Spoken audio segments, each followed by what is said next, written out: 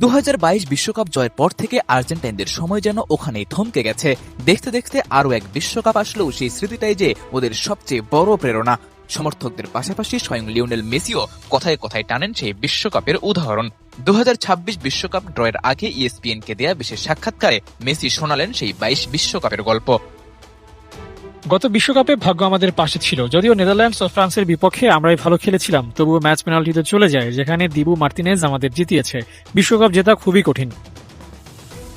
কঠিন এই লড়াইয়ে আরও একবার নামছেন লিওনেল মেসি। বলা যায় এটি তার শেষ বিশ্বকাপ। ভালো খেলার চাইতেও যেখানে এলিমটেনের উপস্থিতি আর্জেন্টাইনদের জন্য বড় পাওয়া, সেখানে মেসি এখনও অপ্রতিরোধ্য। তাই তো অনেকটা সাহসের সাথেই সেই শিরোপা ধরে রাখার প্রত্যয় মেসির কণ্ঠে। তবে জানিয়ে রেখেছেন কিছু যদি কিন্তুর ব্যাপার। হ্যাঁ, আমরা আবারও চেষ্টা করব, আমাদের সবটুকু দিয়ে লড়াই করব, শিরোপা ধরে রাখাই আমাদের লক্ষ্য। তবে বিশ্বকাপ অনেক কঠিন প্রতিযোগিতা। ছোট ছোট কিছু কারণে এখানে বাদ পড়ার সম্ভাবনা থাকে। কখনো পোস্টে লেগে বল জালে জড়িয়ে, আবার কখনো পেনাল্টিতে এক ম্যাচ হেরেই টুর্নামেন্ট থেকে বিদায় নিতে হয়।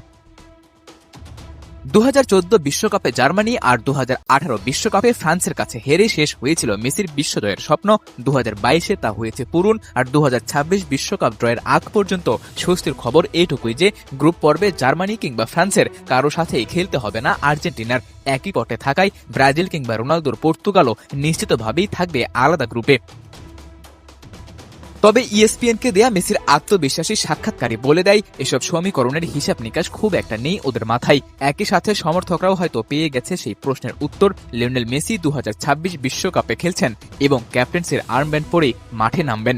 ভাগ্য সহায় হলে শিরোপাটাও আবার উঠতে পারে এলিমটেনের হাতে, কারণ মেসি নিজেও তো বিশ্বাস করেন ওই শিরোপা জিততে ভাগ্য লাগে।